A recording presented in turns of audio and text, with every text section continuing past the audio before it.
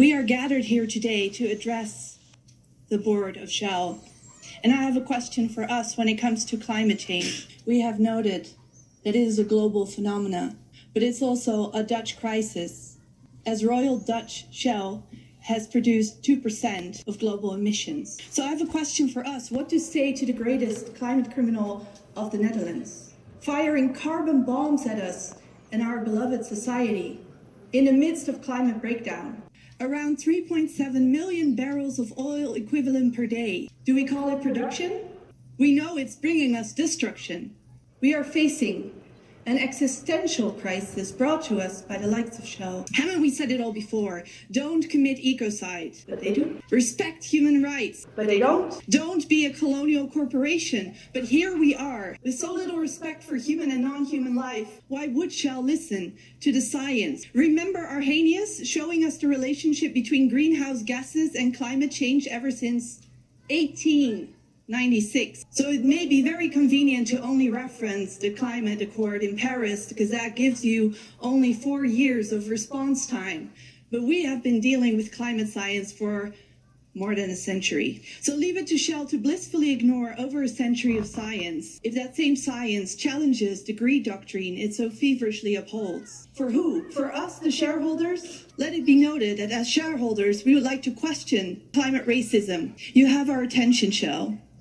Shell has made it very clear how little respect it has for human life in general and people of color in particular, with its toxic business. We have heard from people from Nigeria, we have heard from people from Bolivia.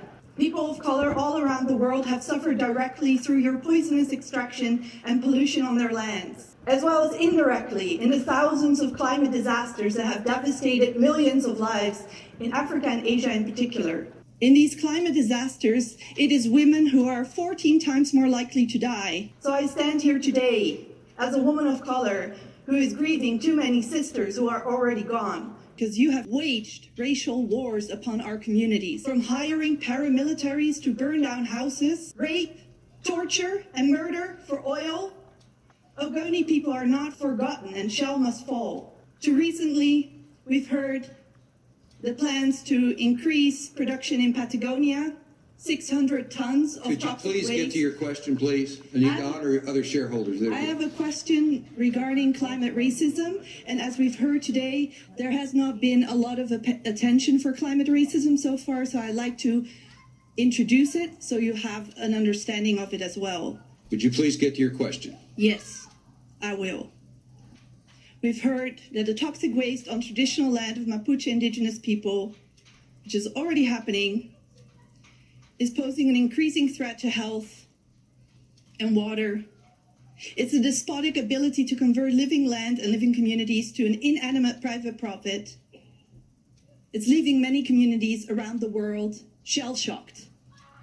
With the current 1-degree climate change already leading to massive loss of lives and over 28 million people needing emergency aid in 2018 alone because of climate disasters, I am shocked that these people have not been mentioned in any of the presentations.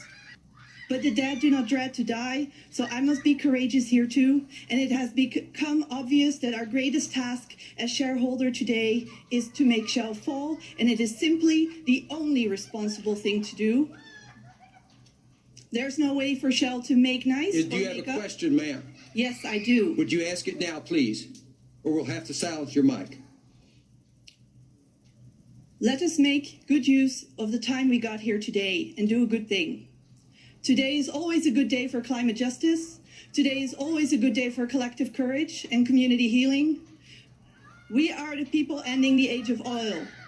Your actions and track record will scream louder than any green lie you may conjure up here. The only meaningful question I can ask here today, Ben van Beurden and the board, with the Shell AGM cancelled next year, how will you use this time to personally start paying your climate debt to the many victims of your toxic industry? Because the global south... Please silence mic number 2. Go to number 1. Excuse, ma'am, your time is up. You will be quiet right now. Number 1, please.